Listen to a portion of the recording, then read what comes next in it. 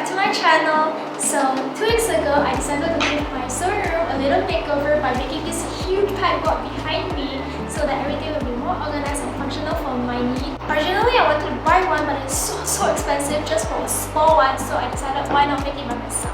Since I'm gonna make it, I decided to film it and share it with you guys and also remind myself how much effort I put into this.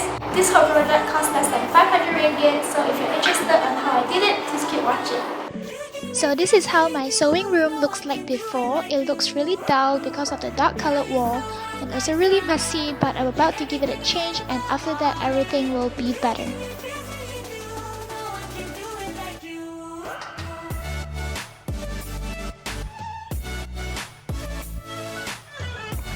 Starting off, I'm clearing out everything in the room except for my sewing machines and table. I also vacuum so that I have a clean and clear space to paint my wall.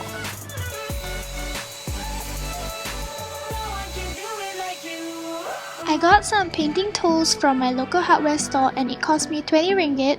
While I got some leftover paints in my house, so just gonna use it for now to cover the original paint.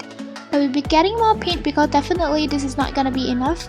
So I spent the rest of the day just painting this wall.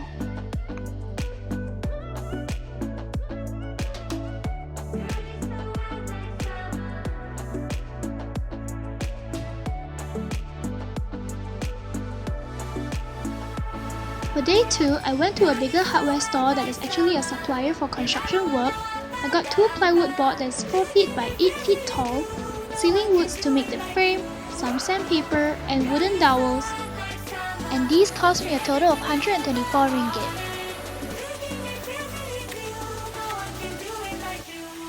I got them home and started to draw grids with 2 inch by 2 inch on the board to mark where I want to drill later on.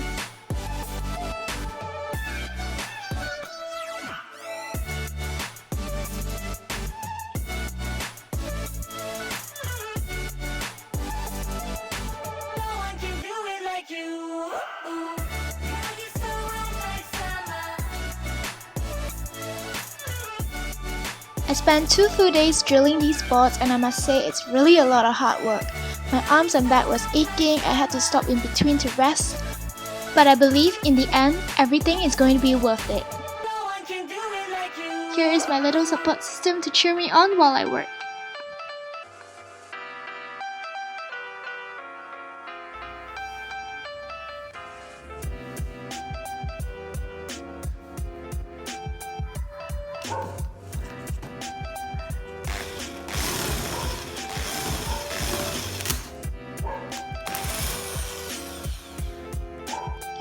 On day 4, I spent the whole day sanding the surface of the board to remove any splinters that is there.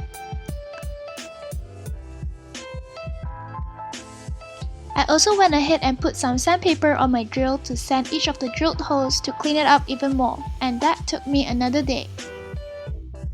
On day 6, it was finally time to paint.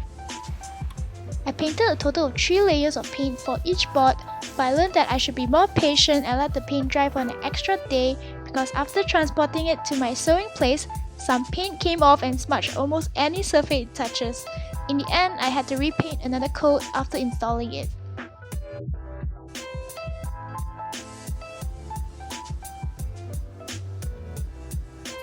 On day 7, I saw down the ceiling woods to the length I need to make the frame. After that, it was time to transport everything that I've been doing to my sewing space. Over here is my dad helping me to make the frame. I didn't film much of this process because we had some minor problems here and there that I didn't think of, so we needed to figure it out along the way to make it work.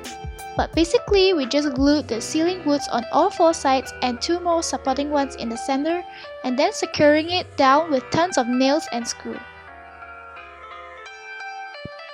After that, I got some wood fillers to fill up on the parts where there are screws so that it's not visible after I repaint it.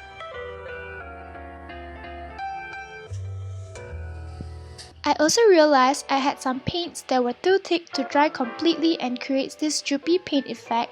It looks really ugly, and since I'm going to repaint another layer, so I decided to scrape them all off. On day 8, my dad helped me call some carpenters to hang my pegboard up for me because my walls are concrete and the drills that I have couldn't drill through it, so I couldn't put it up by myself and needed their help instead. After that, I went ahead and painted over the wood fillers and the scrape part and left it to dry completely this time before painting the last layer. And so this is how it looks like after painting the last layer, and it is done. Now time for the fun part, which is accessorizing my pegboard. I got these wooden planks from Daiso and some hinge at my local hardware store to make my shelves.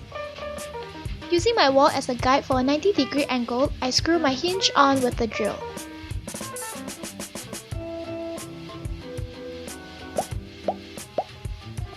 Because of the distance between each hole of my pegboard is different from the standard ones sold in the market, I had to make my own pegboard hooks.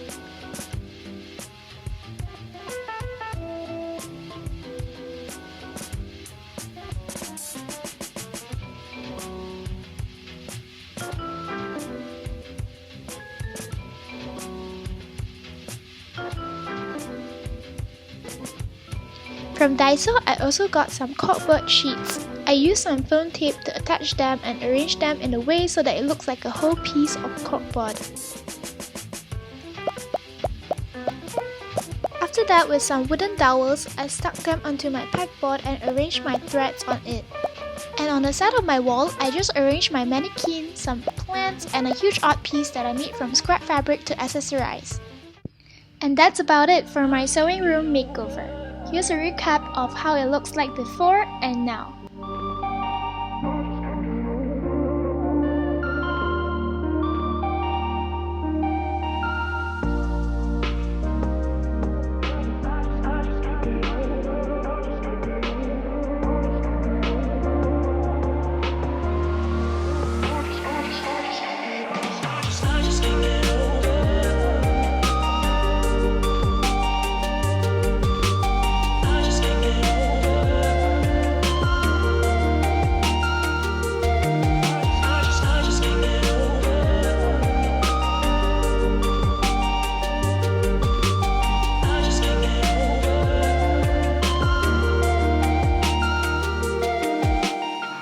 For this video, I hope you guys enjoyed this mini construction video of mine. If you guys are interested on where I get all these things and like how much they cost, I'll be listing down in the description down below so you guys can go check it out.